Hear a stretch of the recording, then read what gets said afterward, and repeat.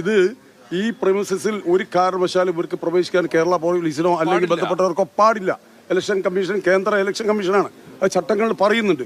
മറ്റൊന്ന്, എന്ത് മെറ്റീരിയൽസ് ഉണ്ടെങ്കിലും അത് കളക്ട് ചെയ്ത് സൂക്ഷിക്കേണ്ട ദിവസം എന്ന് പറയുന്നത് പോളിംഗ് കഴിഞ്ഞ ഉടനെയാണ്. പോളിംഗ് കഴിഞ്ഞ് 11 ദിവസം കഴിഞ്ഞതിന് ശേഷം ഇപ്പോൾ ഒരു ബോധോദയം എങ്ങനെ ഉണ്ടായത്? ആർക്ക് വേണ്ടിയാണ്, എന്തിനു വേണ്ടിയാണ്? അതാണ് നിങ്ങൾക്ക് അറിയേണ്ടത്. അപ്പൊ അട്ടിമറിക്കാൻ, ഇലക്ഷൻ അട്ടിമറിക്കാനുള്ള ജില്ലാ കളക്ടർ എന്നോട് നേരിട്ട് പറഞ്ഞാണ് ഇറ്റ് ഈസ് സംതിങ് സീരിയസ്. എന്നോട് പറയാം ഇറ്റ് ഈസ് സംതിങ് സീരിയസ്. ഞാൻ വിളിച്ചപ്പോൾ ജില്ലാ കളക്ടർ നേരിട്ട് ഇറ്റ് ഈസ് സംതിങ് സീരിയസ് എന്നോട് പറഞ്ഞത്. നമസ്കാരം. സാധാരണ ഉത്തരേന്ത്യയിൽ മാത്രമാണ് തെരഞ്ഞെടുപ്പ് കഴിഞ്ഞു കഴിഞ്ഞാൽ അല്ലെങ്കിൽ തെരഞ്ഞെടുപ്പിനോടനുബന്ധിച്ച് ചില പ്രക്ഷോഭങ്ങളും പ്രശ്നങ്ങളുമെല്ലാം ഉണ്ടാകാറുള്ളത്.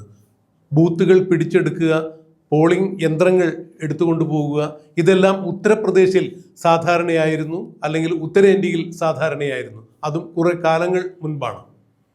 ഇന്നിപ്പോൾ കേരളത്തിലും അത്തരത്തിലുള്ള ചില വിധ്വംസക പ്രവർത്തനങ്ങൾ നടന്നിട്ടുണ്ടോ അഥവാ നടക്കുന്നുണ്ടോ എന്നുള്ളതാണ് ഈ സമീപകാല സംഭവങ്ങൾ സൂചിപ്പിക്കുന്നത്. പറഞ്ഞു വരുന്നത്, കോഴിക്കോട് വെള്ളിമാട് കുന്നിൽ പേരാമ്പ്രയിലെ ചില ബൂത്തുകളിൽ ഒരു ബൂത്തിൽ സ്ട്രോങ് റൂം തുറന്നു എന്നുള്ള മുസ്ലിം ലീഗിന്റെ ആക്ഷേപം തന്നെയാണ് പറയപ്പെടുന്നത്. സാധാരണഗതിയിൽ വോട്ടിംഗ് കഴിഞ്ഞു കഴിഞ്ഞാൽ ഈ EVM മെഷീൻ സൂക്ഷിക്കുന്ന സ്ട്രോങ് റൂമുകളിൽ ഒരാൾക്കും പിന്നീട് പ്രവേശിക്കാൻ പാടില്ല എന്നാണ് തെരഞ്ഞെടുപ്പ് കമ്മീഷന്റെ പെരുമാറ്റച്ചട്ടങ്ങൾ പറഞ്ഞിരിക്കുന്നത്. എന്താവശ്യങ്ങളുണ്ടായാലും ഒരു കാരണവശാലും സ്ട്രോങ് റൂം തുറക്കാൻ പാടില്ല എന്ന് തന്നെയാണ് പറഞ്ഞിരിക്കുന്നത്. എന്നാൽ കോഴിക്കോട് പേരാമ്പ്രയിലെ വെള്ളിമാട് കുന്നിലെ ബൂത്തിൽ ആ സ്ട്രോങ് റൂം തുറന്നിരിക്കുന്നു എന്നുള്ള വാർത്തയാണ് ഇപ്പോൾ പുറത്തു വരുന്നത്. അവിടുത്തെ സ്ഥാനാർത്ഥിയായ LDF കൺവീനറും മുൻ എക്സൈസ് വകുപ്പ് മന്ത്രിയായിരുന്ന രാമകൃഷ്ണൻ മത്സരിക്കുന്ന ആ മണ്ഡലം, അതുപോലെ തന്നെ മുസ്ലിം ലീഗിൻ്റെ ഫാത്തിമ തഹ്ലിയ മത്സരിക്കുന്ന മണ്ഡലം, ഇവിടെ സ്ഥാനാർത്ഥികളെ മുൻകൂട്ടി, ഒരു ദിവസം മുൻകൂട്ടിയെങ്കിലും ഇമെയിൽ സന്ദേശത്തിലൂടെ വിവരം അറിയിച്ചതിന് ശേഷം മാത്രമായിരിക്കണം ഏതെങ്കിലും നിർണായകമായ സാഹചര്യത്തിൽ ഈ സ്ട്രോങ് റൂമുകൾ തുറക്കേണ്ട ആവശ്യമുണ്ടെങ്കിൽ ഇങ്ങനെയാണ് അതിൻ്റെ പെരുമാറ്റച്ചട്ടം.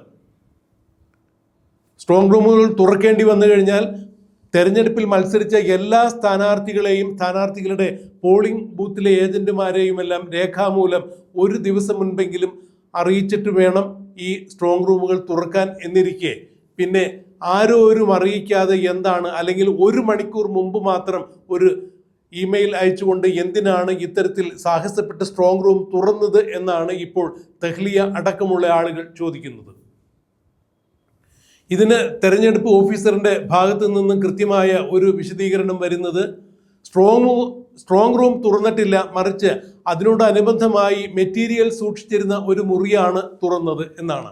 എന്നാൽ ഇത് കള്ളത്തരമാണ്, സ്ട്രോങ് റൂം തന്നെയാണ് തുറന്നിരിക്കുന്നത് എന്നാണ് UDF പ്രവർത്തകരും മുസ്ലിം ലീഗിന്റെ സ്ഥാനാർത്ഥിയായ ഫാത്തിമ തഹ്ലിയുടെ തെരഞ്ഞെടുപ്പ് ബൂത്തിലെ ജോലിയുണ്ടായിരുന്ന ആളുകളെല്ലാവരും ഒരുപോലെ തന്നെ സാക്ഷ്യപ്പെടുത്തുന്നത്.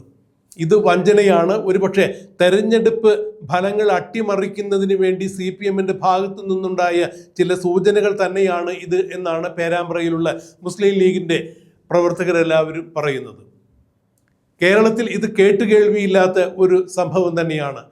ഇതിനെതിരെ, അതായത് സ്ട്രോങ് റൂം സ്ഥാനാർത്ഥികളുടെയോ അല്ലെങ്കിൽ ബൂത്ത് ഏജന്റുകളുടെയോ അവരെ രേഖാമൂലം നേരത്തെ അറിയിക്കാതെ അവരുടെ അനുമതിയില്ലാതെ തുറന്നതിൻ്റെ പേരിൽ കളക്ടർക്കും അതുപോലെ തന്നെ തെരഞ്ഞെടുപ്പ് കമ്മീഷനും പരാതി നൽകിയിട്ടുണ്ട് എന്നാണ് ഫാത്തിമ തഹ്ലിയ അടക്കമുള്ള മുസ്ലിം ലീഗിൻ്റെ പ്രവർത്തകർ പറഞ്ഞിരിക്കുന്നത്. കോഴിക്കോട് കളക്ടർക്ക് ഇതേക്കുറിച്ച് കൃത്യമായ പരാതി കൊടുത്തിരിക്കുന്നു. കളക്ടറും ഇത് അതീവ ഗുരുതരമായ സംഭവം തന്നെ എന്നാണ് പറഞ്ഞിരിക്കുന്നത്. തെരഞ്ഞെടുപ്പ് പെരുമാറ്റച്ചട്ടങ്ങൾ നിലവിൽ വന്നതിന് ശേഷം തെരഞ്ഞെടുപ്പ് കഴിയുവോളവും അല്ലെങ്കിൽ തെരഞ്ഞെടുപ്പിൻ്റെ വോട്ടെണ്ണൽ കഴിയുവോളവും ഇലക്ഷൻ കമ്മീഷണറുടെ കൃത്യമായ പെരുമാറ്റച്ചട്ടം നിലവിൽ നിൽക്കുന്നതിനാൽ എന്താണ് ഇത്തരത്തിൽ യാതൊരു തരത്തിലുള്ള ഉത്തരവാദിത്വമില്ലാതെ അല്ലെങ്കിൽ തെരഞ്ഞെടുപ്പ് ഫലങ്ങൾ അട്ടിമറിക്കുക എന്നുള്ള ഉദ്ദേശത്തോടു കൂടി CPMന്റെ വക്താക്കളായി ആളുകൾ ഇങ്ങനെ പെരുമാറുന്നത് എന്നാണ് ഇപ്പോൾ പരക്കെ ആക്ഷേപം ഉയർന്നിരിക്കുന്നത്. ഇത് മനഃപൂർവ്വം തെരഞ്ഞെടുപ്പ് ഫലങ്ങൾ അട്ടിമറിക്കുന്നതിന് വേണ്ടി CPMന്റെ ഭാഗത്തു നിന്നും കേരള പോലീസ് അവർക്ക് വേണ്ടി കുട പിടിച്ചു കൊടുത്തിരിക്കുന്നു, ആസൂത്രിതമായ നീക്കമാണ് നടന്നിരിക്കുന്നത് എന്നാണ് പറയുന്നത്. എന്തുകൊണ്ടാണ് സെൻട്രൽ സെക്യൂരിറ്റി ഫോഴ്സ് ഇതിന് കാവൽ നിൽക്കാത്തത്? തെരഞ്ഞെടുപ്പ് കേന്ദ്രത്തിന്, അതായത് പോളിംഗ് മെഷീനുകൾ, EVS മെഷീനുകൾ സൂക്ഷിക്കുന്നതിൻ്റെ ആ സ്ട്രോങ് റൂമുകൾക്ക് തങ്ങൾ കൂടി കാവൽ നിൽക്കണം എന്ന് UDF നേരത്തെ തന്നെ പറഞ്ഞതും ഇതുകൊണ്ട് തന്നെയാണ്, ആവശ്യപ്പെട്ടത് ഇതുകൊണ്ട് തന്നെയാണ് എന്നാണ് ഇപ്പോൾ UDF പ്രവർത്തകർ പറയുന്നത്. അതായത് തെരഞ്ഞെടുപ്പ് ഫലം അട്ടിമറിക്കുക എന്നുള്ള ഉദ്ദേശത്തോടു കൂടി വോട്ടിംഗ് മെഷീനുകൾ സൂക്ഷിച്ചിരിക്കുന്ന കേന്ദ്രത്തിന് UDFന്റെ കാവൽ കൂടി വേണം എന്നുള്ളത് ഞങ്ങൾ ആവശ്യപ്പെടാൻ കാരണം ഇത് തന്നെയാണ്. ഇത്തരത്തിലുള്ള അട്ടിമറികൾ നടക്കും, സ്ട്രോങ് റൂം പോലും അനുമതിയില്ലാതെ തുറക്കപ്പെടും എന്നുള്ള സംശയത്തിന്റെ അടിസ്ഥാനത്തിൽ തന്നെയാണ് പറഞ്ഞത് എന്നാണ് UDF കേന്ദ്രങ്ങളും ഇപ്പോൾ പറയുന്നത്. പേരാമ്പ്രയിൽ യഥാർത്ഥത്തിൽ അങ്ങനെ ഒരു സംഭവം നടന്നിട്ടില്ല എന്ന് ഇലക്ഷൻ ഓഫീസർ സാക്ഷ്യപ്പെടുത്തുമ്പോൾ ജില്ലാ ഇലക്ഷൻ ഓഫീസറുടെ ഇത്തരം വാക്കുകൾ കേൾക്കാൻ തങ്ങൾ തയ്യാറല്ല.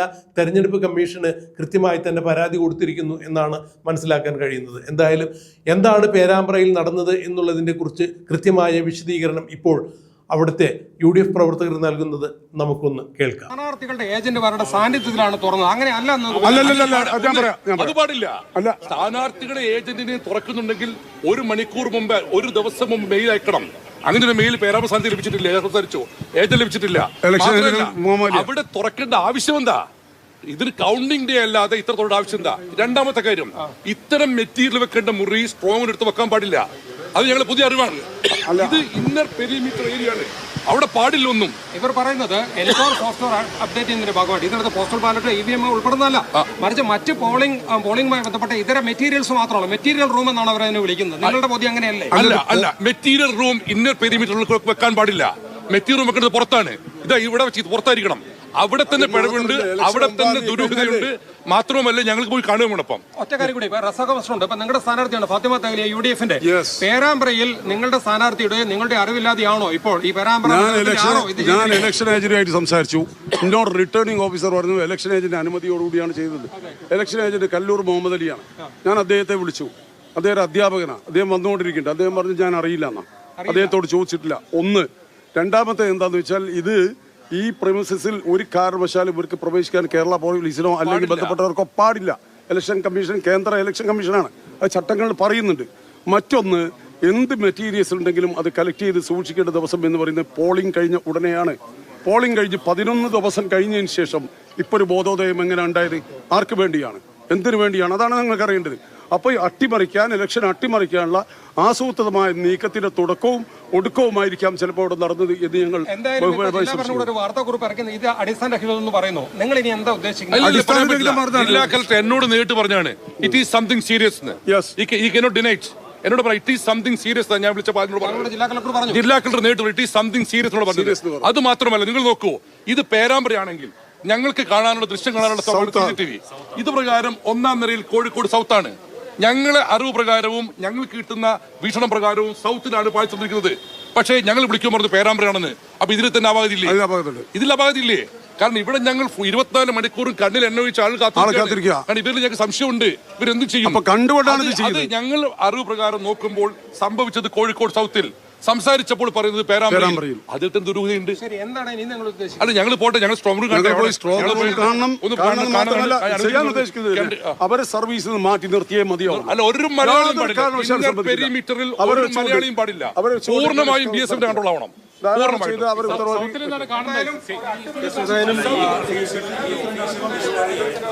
UDFന്റെ ആരോപണമാണ്. അവർ പ്രതിഷേധവുമായിട്ട് പോകുന്നു. കോഴിക്കോടാണ് സംഭവം. വോട്ടിംഗ് മെഷീൻ സൂക്ഷിച്ച സ്ട്രോങ് റൂം തുറന്നുവെന്നാണ് UDFന്റെ ആരോപണം. As per the visual of the CCTV, it is happened in the Kozhikode South. But as per the version of collector, it is happened in Perambra. അതിൽ തന്നെ കൺഫ്യൂഷൻ അല്ലേ? വിശദീകരണത്തിൽ പറഞ്ഞിരിക്കുന്നത് സ്ഥാനാർത്ഥിയുടെ ഏജന്റിനെ ഒരിക്കലും ഇല്ല. ഇനി ഞാൻ ചോദിക്കട്ടെ, സ്ഥാനാർത്ഥി ഏജന്റ് അറിയിച്ചാൽ അപ്പൊ ഞങ്ങൾ പാർട്ടി ജില്ലാ പ്രസിഡന്റുമാരാ, ഞങ്ങൾ കൃത്യ ഡയറക്ഷൻ ഉണ്ട് അപ്പൊ അറിയിക്കാൻ വേണ്ടി. ഇവിടെ ഞങ്ങൾ 24 hours മോണിറ്റർ കൂടി ഞങ്ങൾ വെറുതെ ഇരിക്കുന്നതല്ല, എവിടെയും പോകാതെ കാത്തിരിക്കുകയാണ് ഇതിനു വേണ്ടിയിട്ട്. ക്രമക്കേട് നടന്നു. ആ സംശയം എന്താ? കോഴിക്കോട് ജില്ലയിൽ ജനവിധി അട്ടിമറിക്കാൻ വേണ്ടി ഭരണകൂടം കൂട്ടുനിൽക്കുന്നോ എന്ന് സംശയം. ബോധ്യപ്പെട്ടപ്പോൾ തെരഞ്ഞെടുപ്പ് അട്ടിമറിക്കാൻ ഞാൻ പോകണം.